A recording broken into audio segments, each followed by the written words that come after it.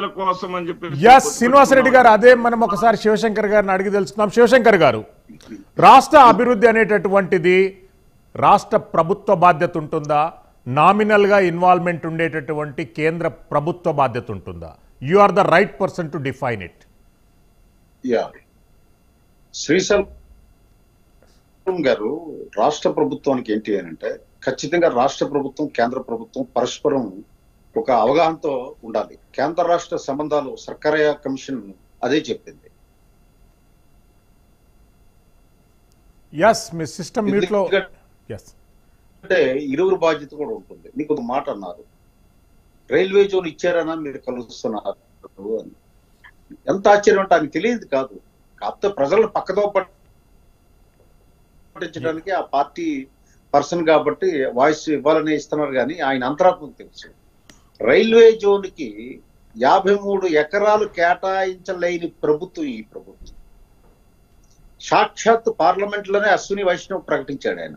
రాష్ట్ర ప్రభుత్వం మేము ఎన్నిసార్లు అడిగినా సరే మాకు స్థలాన్ని కేటాయించలేకపోయింది అని చెప్పి.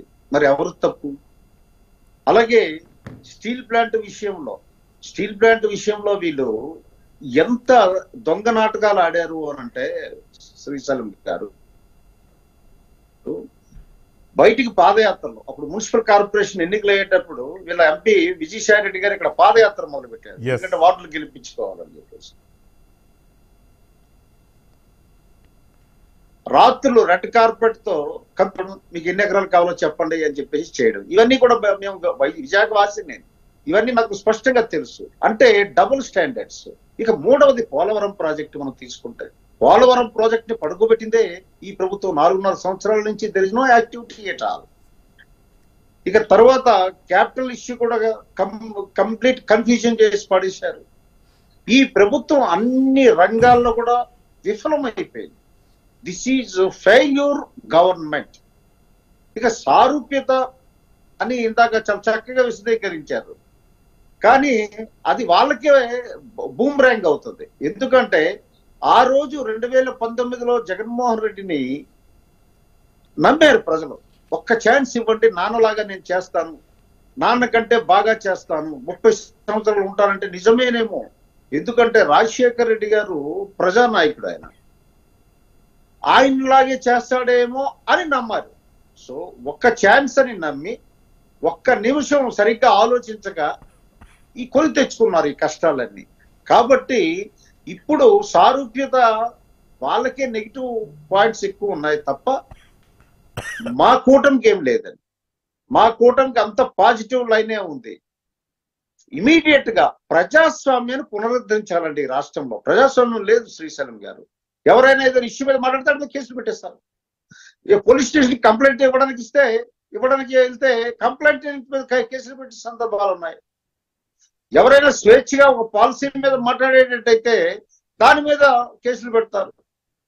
ఇక గందరగోళం అయిపోయింది. ఇసుక పాలసీ లేదు, లెక్కర్ పాలసీ లేదు, మైనింగ్ పాలసీ లేదు. ఇక అస్తవ్యస్తం అయిపోయి చిందర వందర అయిపోయి 10 లక్షల కోట్లు అప్పు తెచ్చాము, బటన్ నొక్కాము, ఇచ్చాము అంటున్నారు. రైట్, 2,70,000 కోట్లు ఇచ్చామంటున్నారు, ఒప్పుకున్నాం. మిగతా 1,00,000 కోట్లు ఎక్కడికి వెళ్ళాయి? రివర్స్ బారోయింగ్ లో 91,000 క్రోర్స్ ఏమయ్యాయి? కాగు దుయ్యి పట్టింది వీళ్ళని. హెడ్ ఆఫ్ అకౌంట్ లో మార్చేశారు. అలాట్ చేసిన హెడ్ ఆఫ్ అకౌంట్ లో ఖర్చు లేదు, అలాట్ చేయకుండా ఖర్చు చేశారు. Financial indiscipline. ఇంత ఇండిసిప్లిన్ ఉన్నటువంటి ప్రభుత్వం ఈ దేశంలో లేదని చెప్పి కాగిరిస్తుంది. వీటన్నిటికీ వీళ్ళు జవాబుదారి. కేవలం మేము బటన్ నొక్కాం మీ ఖాతాలోకి వచ్చేయా లేదా అన్న ఏకవాక్యంతోనే వీళ్ళు ఎలక్షన్ లోనే వెళ్ళాలని చూస్తున్నారు. అది ప్రజలు గ్రహించారు. మీ సొంత డబ్బులేమో తెచ్చి బటన్ నొక్కలా? అది ప్రతి ఒక్క పౌరుడి తరకు హక్కు. అది సంక్షేమ పథకాలు అన్నది అది కూడా తెలుసుకుంటున్నారు ప్రజలు. కాబట్టి ఇలా పాచిక పారదు. రానున్నది ఈ కూటమి ప్రభుత్వం. ఖచ్చితంగా ఈ రాష్ట్రంలో ప్రజలను రక్షిస్తాం, ప్రజాస్వామ్యాన్ని పరిరక్షిస్తాం, రాజ్యాంగాన్ని కాపాడుతాం.